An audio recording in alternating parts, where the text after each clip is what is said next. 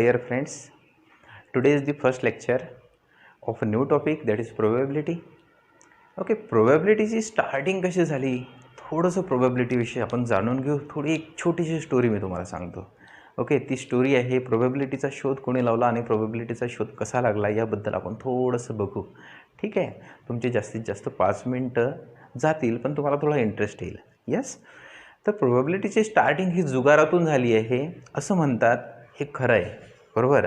आणि ही सुरुवात कोणी केली तर एक ग्रेट सायंटिस्ट ॲज वेल एज मॅथमॅटिशियन्स ब्लेज पास्कल हे होऊन गेलेत, यांनी याची सुरुवात केली.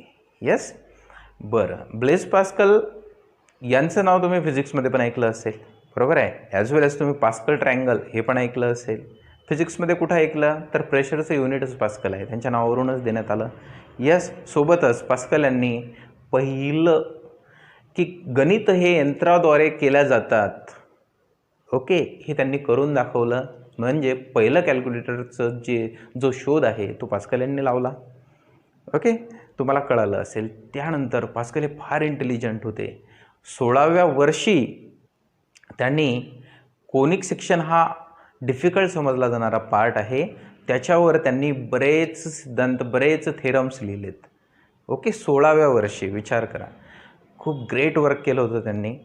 त्यांच्या थोडंसं पर्सनल लाईफविषयी जर आपण बघितलं तर ॲक्च्युली त्यांचा जन्म हा फार रिच फॅमिलीमध्ये झाला होता. त्यांचे वडीलच जज होते, पास्कल यांचे वडील जज होते. आणि त्यांना एक सिस्टर पण होती जॅकलिन नावाची, ती पण गणितात फार हुशार होती. ॲज वेल एज ती पोएट्री पण होती, पोएट्री करायची त्यांची सिस्टर. ओके, सोबतच एक दिवस काय झालं त्यांच्या लाईफमध्ये, एक जो टर्निंग पॉईंट आला तो कुठून आला मी सांगतो. त्यांचं वर्क हे मॅथ्समध्ये पण चालत होतं, ॲज वेल एज सायन्समध्ये पण चालत होतं. पण एक दिवशी त्यांच्या वडिलांचा एक ॲक्सिडेंट होतो आणि त्यांचे वडील बर्फावरून खाली घसरतात आणि त्या ॲक्सिडेंटमध्ये त्यांचा स्पायनल कॉर्ड डॅमेज होतो वडिलांचा. ओके, मग त्यांच्या ट्रीटमेंटसाठी घरी 2 डॉक्टर्स बोलवण्यात येतात, बरोबर. ते 2 डॉक्टर्स हे नुसतं डॉक्टर्स नसतात, तर ते पंथाचे प्रचारक असतात, बरोबर आहे. मग त्या डॉक्टरांचा पास्कल यांच्यावर फार मोठा प्रभाव पडतो. त्यामुळे मग पास्कल हे तो पंथ जॉईन करतात. मग पास्कल तेव्हा असं समजतात की विज्ञान मीन्स सायन्स, मॅथ्स आणि अध्यात्म ह्या गोष्टी वेगवेगळ्या आहेत. मग त्यांचं सरळ सायन्स अँड मॅथ्सकडे दुर्लक्ष होतं. ओके, सो इथूनच तो टर्निंग पॉईंट असतो. त्यानंतर त्यांची बहीण पण म्हणजे त्यांची सिस्टर पण ती त्या पंथामध्ये समाविष्ट होते आणि त्यांचे वडील हे सर्व बघत असतात. त्यांच्या वडिलांना नंतर असं लक्षात येतं, नंतर काय होतं, त्यांची बहीण दिसायला सुंदर असते, पण नंतर त्यांच्या बहिणींच्या चेहऱ्यावर चिकन पॉक्स होतो आणि चिकन पॉक्समुळे त्यांच्या बहिणीचा जो चेहरा आहे तो खराब होतो. ओके, विद्रूप होतो. त्यामुळे त्यांची बहीण लग्न करत नाही. ओके, आणि ती संन्यास घेते. तर त्यांच्या वडिलांना असं वाटतं की जी जॅकलिन आहे हिने हा जो संन्यास घेतला आहे तो पास्कल यांच्यामुळे घेतला आहे. त्यामुळे ते नाराज असतात, त्यांचे वडील नाराज असतात. ही गोष्ट जेव्हा पास्कल यांना कळतं तर तेव्हा त्यांना पण थोडं डिप्रेशन येतं. सोबतच पास्कल यांचं एका मुलीवर प्रेम पण असतं. ओके, बट काही लोक काळ्या करतात, त्यामुळे त्यांचं लग्न होऊ शकत नाही. नंतर पास्कल हे आजीवन ते लग्नच करत नाहीत, बरोबर आहे. त्यानंतर पास्कल डिप्रेशनमध्ये जातात. एक तर त्यांचं लग्न झालेलं नसतं, सोबत वडिलांचं असं म्हणणं असतं की वडील एक ठपका ठेवून देतात की सिस्टरचं पण वाटोळं तुझ्याचमुळे झालं, लाईक दॅट, असं आपल्या भाषेत, बरोबर आहे. त्यामुळे पास्कल हे वेगळ्या मार्गाला लागतात, मीन्स जुगार खेळायला लागतात, बरोबर. तर जुगार खेळता खेळता ऑलरेडी पास्कल हे तर फार इंटेलिजंट होते, बरोबर आहे. जुगार खेळता खेळता ते विचार करायचे की आपली जिंकण्याची प्रोबॅबिलिटी, मीन्स जिंकण्याचा चान्स किती आहे, आपण विन होण्याचा चान्स किती आहे, आपण हरण्याचा चान्स किती आहे, लाईक दॅट, याच्याबद्दल ते गणित मांडतात, बरोबर आहे. जुगार खेळता खेळताच त्यांना ही युक्ती सुचते, ही आयडिया येते की अरे हे तर एक गणितच आहे, लाईक दॅट. ओके, कार्ड्स बघतात, कार्ड्स ऑब्झर्व करतात आणि आपल्याकडे किती कार्ड्स आहेत, समोरून येणारा कार्ड कुठलं येऊ शकतो, समोरच्याकडे कुठले कार्ड्स असतील. ओके, सो याचं गणित ते माइंडमध्ये करायला स्टार्ट करतात. तर सर्वात पहिली स्टार्टिंग प्रोबॅबिलिटीची ही इथून होते. आणि मग पास्कलला याबद्दल जे आयडिया सुचते, ही आयडिया ते त्या समकालीन एक मॅथमॅटिशियन असतात फर्मा नावाचे, ही आपली युक्ती, ही आपली आयडिया ती फर्माला कळवतात. मग सोबत थोडं कंबाईन वर्क करून काही टर्मिनॉलॉजीज ते डेव्हलप करतात, बरोबर आहे. त्याच्यानंतर प्रोबॅबिलिटीचा यूज आज खूप जास्त पद्धतीने होतो आहे. जसं वेदर फोरकास्टिंगमध्ये सध्याची करंट सिच्युएशन तुम्ही बघत असाल की कोरोना किती स्प्रेडअप होणार, कोरोना किती दिवस चालणार, हे सर्व प्रोबॅबिलिटीज तर मांडतायत ना. ऑन द बेसिस ऑफ प्रोबॅबिलिटीज ते गेस करतायत की नेमकं काय होऊ शकतं, बरोबर आहे. प्रोबॅबिलिटीचा यूज जे लोक करतायत ते फार अपर लेवलला आहेत, बरोबर आहे. आपण तर जस्ट आता स्टार्टिंग केली आहे, जस्ट आपण 11वी 12वीत आहे, बरोबर. आपल्याला त्या लेवलपर्यंत जायला बऱ्याच गोष्टी आपल्याला कॅच कराव्या लागतील. हेच कळालं तुम्हाला. सो अशी स्टार्टिंग झाली, very very very interesting starting. Okay, so जुगारामधूनच याचा शोध लागल्यानंतर बऱ्याच गोष्टी कळाल्या आणि त्याचा आज खूप मोठा यूज पण होतो. सोबतच तुम्हाला माहिती आहे का, पास्कल यांचे जे एका कम्प्युटरच्या एका लँग्वेजला पास्कलचं नाव पण देण्यात आलेलं आहे. ओके, म्हणजे त्यांचं वर्क फार मोठं होतं. पास्कल ट्रँगलवर जर तुम्ही बघितलं ना तर एक मोठं बुक लिहिलेलं आहे. पास्कल यांनी एक खूप मोठं बुक लिहिलेलं आहे. सो ते पण खूप मोठं ग्रेट वर्क आहे त्यांचं. त्याच्यानंतर कोनिक सेक्शनमध्ये पण त्यांनी भरीव कामगिरी केली. त्याच्यानंतर गणित यंत्राद्वारे करण्यात येतात हे त्यांनीच पहिले शोधून काढलं, बरोबर आहे. आणि मग त्यांनी जे शोधून काढलं दॅट इज नथिंग बट ते कॅल्क्युलेटर आपण म्हणतो त्याला, पण सर्वात पहिले यंत्र त्यांनी शोधून काढलं आणि ते यंत्र त्याच्या सेम यंत्र कॉपी करून दुसऱ्यांनी दुसरं एक यंत्र मार्केटमध्ये आणलं, which is nothing but the first clone in the market. Okay, तो फर्स्ट क्लोन होता. बरं, आपल्याला आता what is the meaning of probability, आपल्याला आता टॉपिककडे वळायचं आहे. बरंच बोर केलं तुम्हाला. टॉपिक काय आहे आपला, probability. What is the meaning of probability. प्रोबॅबिलिटीचं मिनिंग आहे मीन्स चान्स. प्रोबॅबिलिटी मीन्स काय, चान्स. या तुम्ही असं पण म्हणू शकता, measurement of uncertainty is called probability. Measurement of uncertainty is called probability. प्रोबॅबिलिटीमध्ये काही टर्मिनॉलॉजीज येतात. ओके, त्या टर्मिनॉलॉजीज आपण बघू. First, what is mean by experiment. Experiment means काय असतं, एनी ॲक्शन, कुठली action, an action that can any action that can results in one or more possible well defined outcomes. Okay, आता तुम्हाला माहिती आहे ॲक्शन मीन्स काय, कुठली action तुम्ही करा. फॉर एक्झाम्पल तुम्ही एक कॉईन घेतला आणि कॉईन टॉस केला, बरोबर आहे. एक कॉईन तुम्ही टॉस केला, तर कॉईन टॉस केला तर काय होणार, या तर हेड येणार किंवा टेल येणार, बरोबर आहे. कॉईन टॉस करणे is nothing but the experiment. Roll die a roll, बरोबर.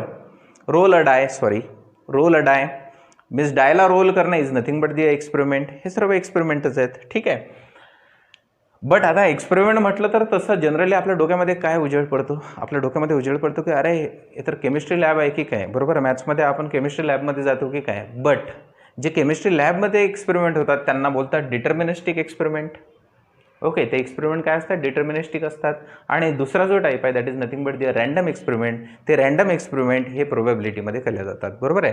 रँडम एक्सपेरिमेंट मीन्स काय, an experiment whose outcome can not be predicted with certainty is called random experiment.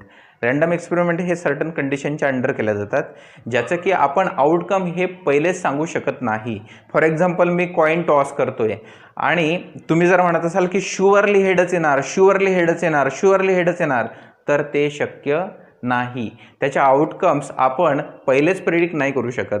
So अशाच गोष्टी ह्या प्रोबॅबिलिटीमध्ये कव्हर केल्या जातात. लक्षात येत आहे ना, की ज्याला आपण शुअरली सांगू शकत नाही, ठीक आहे. जर आपण शुअरली जर सांगू शकत असेल that is nothing but the assure event, आणि मग त्याची प्रोबॅबिलिटी 1 असते. हे तुम्हाला माहिती आहे, मी पुढे सांगणारच आहे. ओके, रँडम एक्सपेरिमेंट कळाला तुम्हाला, की ज्याचा आउटकम आपल्याला ऑलरेडी माहिती नसेल, बरोबर.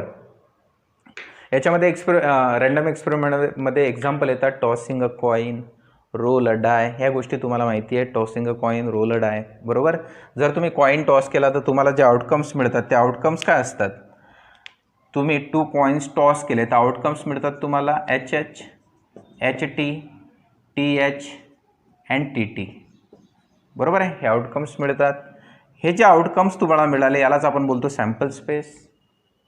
These are possible outcomes. तुम्ही 2 कॉईन टॉस केले हे तुम्हाला सर्व माहिती आहे, बरोबर.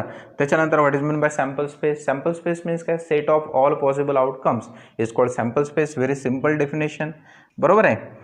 Set of all possible outcomes, हा सर्व पॉसिबल आउटकमचा एक सेट आहे, त्याला आपण सॅम्पल स्पेस बोलतो. दुसरी गोष्ट रोल अ डाय, हे पण एक एक्झाम्पल आहे. इथे हे एक एक्झाम्पल आहे टॉसिंग अ 2 कॉईन्स, आणि हे एक एक्झाम्पल आहे रोल अ डाय. याच्यामध्ये किती आउटकम्स येतात याच्यामध्ये 1 2 3 4 तुम्ही डाय फेकली. Okay, upper most face check केला, त्याच्यावर 1 मिळाला, 1 लिहिला, पुन्हा रोल डाय. बरोबर, म्हणजे असं नाही की तुम्ही एक वेळा डाय रोल केली आणि 1 मिळाला, असं नाही. तुम्ही number of times die roll करताय आणि तुम्ही नंबर नोट करताय. तर तुमच्या असं लक्षात येतं की तुम्ही इन्फायनाईट टाइम्स डाय रोल केली आणि इन्फायनाईट टाइम्स डाय रोल केल्यानंतर तुम्हाला 1 पण तेवढ्याच वेळा मिळाला, तुम्हाला 2 पण तेवढ्याच वेळा मिळाला, तुम्हाला 3 पण तेवढ्याच वेळा मिळाला. It is nothing but the a consideration. पण दीज आर दी पॉसिबिलिटीज, ह्या पॉसिबिलिटीज आहेत. बरोबर आहे. याच्या व्यतिरिक्त तुम्ही डाय रोल करताय आणि तुम्हाला 7 नंबर मिळाला अप्पर मोस्ट फेसला, होणार का असं? नाही, बिकॉज डायला 6 फेसेसच असतात आणि डायवर हायेस्ट नंबर हा 6च असतो. येस, म्हणून these are the possible outcomes, all possible outcomes. हे ऑल पॉसिबल आउटकम्स आहेत. येस, याच्यामध्ये 7 येणार का? नाही येणार. इथपर्यंत क्लिअर झालं. मग आता आपण सॅम्पल स्पेसबद्दल काही गोष्टी पण बोलू शकतो. पहिली गोष्ट की sample space is the universal set for particular experiment. Yes, correct आहे, कारण की याच्यामध्ये सर्वच्या सर्व आउटकम्स असतात, म्हणून हा युनिव्हर्सल सेट आहे. युनिव्हर्सल सेट तुम्हाला माहिती आहे. सोबतच आता सेटमध्ये पण आपण बघितलं की empty set is a subset of every set. Empty set is a subset of every set. त्याच्यामधला एक फंडा की एम्प्टी सेट जो आहे is a subset of sample space असेलच ऑब्व्हियसली, आणि sample space is also subset of sample space obviously. Every set is a subset of itself. हे पण तुम्हाला माहिती आहे. हे सेटमध्ये आपण बघितलेलं आहे, तेच फंडे इथे लिहिलेले आहेत. मे बी MCQमध्ये कामाला येऊ शकतात तुम्हाला, म्हणून हे मी नोटमध्ये मेन्शन केलेलं आहे. ओके, त्याच्यानंतर आपण बघू what is mean bye event. हा सर्वात महत्त्वाचा गोष्टी आहे इव्हेंट. ओके, सर्वात महत्त्वाची गोष्ट तर सॅम्पल स्पेस पण आहे आणि इव्हेंट पण आहे, बिकॉज याच्यानंतरच आपण प्रोबॅबिलिटीकडे जाऊ. बरोबर आहे, कारण की प्रोबॅबिलिटीला 2 गोष्टी माहिती पाहिजे. एक म्हणजे तुम्हाला सॅम्पल स्पेस माहिती पाहिजे आणि दुसरी गोष्ट म्हणजे तुम्हाला इव्हेंट माहिती पाहिजे. बरोबर आहे. मग आता इव्हेंटमध्ये जर तुम्ही बघितलं तर इव्हेंट मीन्स काय? इव्हेंट मीन्स जे आपल्याला रिक्वायर्ड आहे त्याला इव्हेंट्स बोलणार. बरोबर, समजा आता मी कॉईन टॉस केला आणि मी बोललो मला हेड पाहिजे. बरोबर, समजा आता 2 कॉईन टॉस केले आणि मी बोललो की मला 2 हेड्स, एक्झॅक्टली 2 हेड्स पाहिजे. बरोबर आहे. मग त्याची प्रोबॅबिलिटी काय असेल, या ते एक्झॅक्टली 2 हेड्स कसे येणार? बरोबर, सो ते आपल्याला इव्हेंट सांगतं. इव्हेंट मीन्स काय? It is a subset of sample space. बरोबर, आता आपण 2 कॉईन टॉस केले, त्याच्या आपण इथे पण सॅम्पल स्पेस लिहिलं, इथे पण सॅम्पल स्पेस तुम्हाला दिसतोय. HH, HT, TH and TT. आपण काही एक्झाम्पलवरून इव्हेंट लिहू. आपल्याला इव्हेंट लिहायचे आहेत. Okay, event is denoted by capital letter as well as sample space is denoted by capital letter. Capital एसने डिनोट करतात. ठीक आहे. मग आता बघा, पहिली इव्हेंट काय आहे की number of heads is exactly 2. Okay, number of heads is exactly 2. काय येणार मग? आता आपण पहिल्या इव्हेंटला नाव देऊ let A be the event. Let A be the event that number of heads exactly 2. Okay, number of heads is exactly 2 म्हणजेच काय येणार? सो इथे तुम्ही सॅम्पल स्पेसला तुम्ही ए ने डिनोट केलं आहे. So A is equals to एक सेट येणार. सेट लिहिण्याची स्टाईल तुम्हाला माहिती आहे, कर्ली ब्रॅकेट घ्यायचा. ओके, एक्झॅक्टली 2 म्हटलं आहे म्हणजे येणार HH. फक्त एकच येणार. समजलं? ही झाली कंप्लीट इव्हेंट. त्याच्यानंतर आता दुसरी इव्हेंट घेऊ आपण. Let B be the event number of head is at most 1. Okay, at most 1 म्हणजे जास्तीत जास्त एक पाहिजे, नसला तरी चालेल. Okay, so number of head at most 1चं मिनिंग काय? Number of head at most 1 means एक येणार HT, एक येणार TH आणि एक येणार TT. बरोबर, म्हणजे 1H आणि 0H. कळालं ना? 1H या 2 ठिकाणी आहे आणि इथे 0H. लिहिण्याची स्टाईल कशी? Same. Let B be the event that number of head is at most 1. At most 1 म्हणजे इथे बी इव्हेंट काय येणार? बी इव्हेंट येणार HT, TH and T T. मला सांगा काही डाऊट आहे? इझी आहे, समजलं तुम्हाला. काय करायचं आहे, फक्त ॲटमोस्ट 1 म्हटलं आहे ना, ॲटमोस्ट 1 म्हणजे जास्तीत जास्त एक हेड पाहिजे, नसला तरी चालेल. बरोबर. त्याच्यानंतर number 4, number of tails at most 2. Number of tails at most 2. बरं, याचं काय होणार? Number of tails at most 2. Let's C be the event. Number of tails at most 2चं मिनिंग होतं सर्वच्या सर्व येणार. हे बघा, जास्तीत जास्त 2 टेल पाहिजे, टेल नसला तरी चालेल. म्हणजे सी काय येणार? सी येणार, सी इज इक्वल्स टू एसच येणार. बघा, C be the event that number of tails at most 2. म्हणजे याचं मिनिंग होतं नसला तरी चालेल, H H, H T, T H and T T. समजलं इथपर्यंत तुम्हाला? C is equals to S. So ही जी इव्हेंट आहे, या इव्हेंटला बोलतात शुअर इव्हेंट. बरोबर आहे. या इव्हेंटला काय बोलतात? Sure event. म्हणजे हे असं घडणारच. So which is nothing but the a sure event. समजा आभाळ आलेला आहे आणि कोणी पण प्रेडिक्ट करणार की आज पाऊस येणारच. ओके, दुसरं एक्झाम्पल घेऊ आपण. वर्ल्ड कपची इंडिया आणि पाकिस्तानची मॅच आहे. बरोबर. आणि आपण काय प्रेडिक्ट करणार? शुअरली इंडिया जिंकणारच. कारण की वर्ल्ड कपचं जर आपण रेकॉर्ड बघितलं तर प्रत्येक वर्ल्ड कपमध्ये इंडियाने पाकिस्तानला हरवलं आहे. आपण भारताने पाकिस्तानला हरवलेलं आहे. बरोबर आहे. म्हणजे त्याची आपण काय बोलणार? It is nothing but the a sure event की इंडिया काय होणार? जिंकणारच. तेच जर भारत आणि ऑस्ट्रेलियाची मॅच असेल तर त्या केसमध्ये आपण बोलू शकतो की 50-50 चान्सेस आहेत. बरोबर आहे ना, कारण की तगड्या टीम आहेत दोन्ही पण. ओके. या ऑस्ट्रेलियाच्या होम ग्राउंडवर असेल तर ऑस्ट्रेलियाची प्रोबॅबिलिटी जास्त आहे मॅच जिंकण्याची. आणि तेच इंडियन ग्राउंडवर असेल तर मग इंडियाची प्रोबॅबिलिटी जास्त आहे, कारण की इंडियामध्ये आपले प्लेयर चांगले खेळतात. Like that. असे ह्या किस्से आहेत. ठीक आहे. त्याच्यानंतर number of tails more than 2 possible आहे का? Number of tails more than 2. Okay, याला बोलतात शुअर इव्हेंट आणि याला काय बोलतात? Number of tails more than 2. दोनच तर कॉईन होते, तिसरा कुठून येणार? टी टी टी असं मिळणार का? नाही, टी टी टी सॅम्पल स्पेसमध्येच नाही आहे. बरोबर आहे. सो याला आपण let D be the event घेऊ आणि याचा आन्सर काय येणार? याचा आन्सर येणार 5. समजलं? म्हणजे याला बोलू आपण इम्पॉसिबल इव्हेंट. याला काय बोलणार? Impossible event. याला बोलणार शुअर इव्हेंट, याला बोलणार आपण इम्पॉसिबल इव्हेंट. ओके. नंतर आपण येऊ definition of probability. What is the meaning of probability? Probability means काय? प्रोबॅबिलिटी मीन्स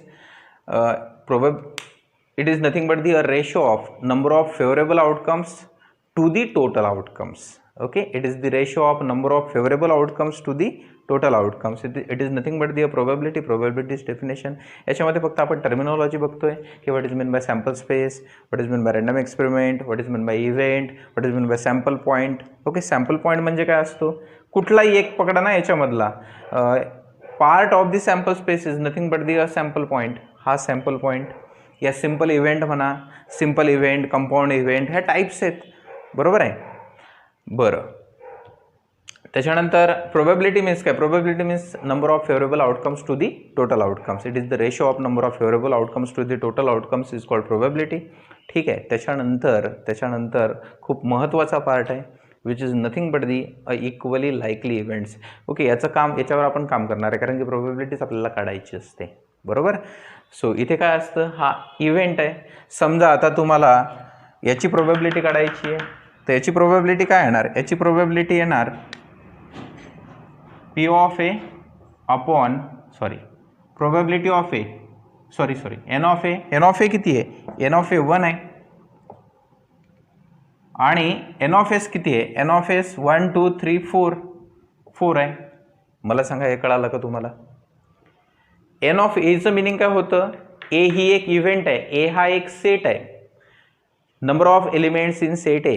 एन ऑफ एचं मिनिंग होतं. एन ऑफ एचं मिनिंग काय होतं? Number of elements in set S means sample space. Sample स्पेसमध्ये किती एलिमेंट्स आहेत? सो प्रोबॅबिलिटी येणार 1/4. मला वाटतं तुम्हाला कळालं प्रोबॅबिलिटी मीन्स काय. ओके, त्याच्यानंतरचा पार्ट आहे इक्वली लाईकली इव्हेंट्स. बरोबर आहे. Equally likely events. Equally likely events means काय? Events are said to be equally likely when no particular event has a preference to in relation to other event. बरं जाऊ द्या, हे काय लिहिलं आहे त्याच्याविषयी जास्त विचार नका करू. समजा इथे एक्झाम्पलवरून सर्व कळेल आपल्याला. समजा आपण डाईस रोल केला, बरोबर आहे. तर डाईस रोल केल्यानंतर इथे एक गोष्ट आहे, महाभारत आठवते तुम्हाला? ओके, शकुनी मामा आठवत असेल, बरोबर आहे. त्याच्यामध्ये काय आहे, भांजे फेको फासा. यस, त्याच्यामध्ये तो काय करतो, त्या ज्या डाय असतात त्या बॅलन्स डाय नसतात. समजते ना तुम्हाला? समजा आता तुम्ही डाय बघितली, अप्पर मोस्ट फेसला जर 1 असेल तर खालच्या फेसला काय असतो, खालच्या फेसला 6 असतो, बरोबर आहे ना. वरती 1 असेल तर खाली काय असतो, 6 असतो. बघून घ्याल तुम्ही. ओके, सो या केसमध्ये आता बघा, समजा आता तुम्ही डाय रोल करताय आणि ती डाय जर तुम्ही बॅलन्स नाही ठेवली, समजा 6च्या साईडला तुम्ही थोडंसं वेट वाढवलेलं आहे, बरोबर आहे ना. त्या ज्या डाय होत्या त्या त्यांनी तयार केलेल्या डाय होत्या, ते तुम्ही बघितलं असेल महाभारतामध्ये. तो म्हणतो की माझ्या वडिलांच्या अस्थींपासून बनवलेल्या डाय आहेत, लाईक दॅट, बरोबर आहे. सो त्या डाय होत्या त्या बायस नव्हत्या, त्या थोड्याशा झोलवाल्या डाय होत्या. यस, सो ह्या ज्या डाय तुम्ही तयार करताय, हे डाय तयार करताना जर तुम्ही समजा 6च्या साईडला वजन वाढवलेलं आहे आणि तुम्ही डाय रोल करताय, बरोबर, तर काय होणार, काय होणार, जो वेट, ज्याला वेट जास्त आहे तो पार्ट खाली जाणार ना, तो पार्ट खाली जाणार, लाईक दॅट. ह्या गोष्टी घडतात. ठीक आहे, आपल्याला जास्त डीपमध्ये नाही जायचं आहे. बरं, dice are rolled, so probability of getting 1 is equals to probability of getting 2. म्हणजे प्रत्येक, समजा आता तुम्ही फासा फेकताय आणि तुम्हाला 1च मिळतोय, 1च मिळतोय, 1च मिळतोय, कळतंय ना, 1च मिळतोय, तर it is not a fair. तुम्हाला जेवढ्या वेळा 1 मिळतोय तेवढ्याच वेळा 2 मिळाला पाहिजे, म्हणजे equally likely. Yes, equally likely. ठीक आहे, सो ह्या गोष्टी आहेत. सो इथपर्यंत तुम्हाला कळालं असेल, इक्वली लाईकली. याच्यानंतरचा पार्ट आपण उद्या बघू. यस, समजलं इथपर्यंत तुम्हाला? ठीक आहे, इक्वली लाईकलीचं मिनिंग कळालं की प्रत्येक इव्हेंटची येण्याची जी पॉसिबिलिटी आहे ती सेम असली पाहिजे, बरोबर. प्रत्येक इव्हेंट ही सेम अकर झाली पाहिजे. सो या गोष्टी, this topic is very very very important and very very very interesting. व्यवस्थित करा, टर्मिनॉलॉजी व्यवस्थित लिहून घ्या, बरोबर आहे. प्रोबॅबिलिटीमध्ये काही गोष्टी असतात की ज्या गोष्टी अंडर कंडिशन्स आपण, म्हणजे काय म्हणतात, कंडिशन एक गेस करूनच त्या गोष्टी आपण पुढे कॅरी आऊट करत असतो. असं नाही की मी कॉईन फेकला आहे आणि तो कॉईन उभा राहिला आहे जमिनीवर, म्हणजे पडल्यावर उभा राहिला आहे, असं होणार का? ओके, चान्स नाही आहे. या मी कॉईन फेकला आहे आणि वरच्यावरच गायब झाला आहे, बरोबर. सो असं होणार नाही, बरोबर आहे ना. म्हणजे रँडम एक्सपेरिमेंटचं तुम्ही एक्झाम्पल बघितलंच की टॉसिंग अ कॉईन, याच्यामध्ये असं नको व्हायला की कॉईन फेकला आहे, वरच्यावरच गायब झाला आहे. ओके, ह्या गोष्टी व्हायला नको. या कॉईन फेकला आहे आणि तो कॉईन कुठंतरी गटारीमध्ये पडला आहे, बरोबर. सो ह्या गोष्टी नको. So it is nothing but तेच म्हटलं आहे की त्यांनी काय आहे त्याच्यामध्ये सर्व क्लिअर केलेलं आहे. Okay, so thank you very much.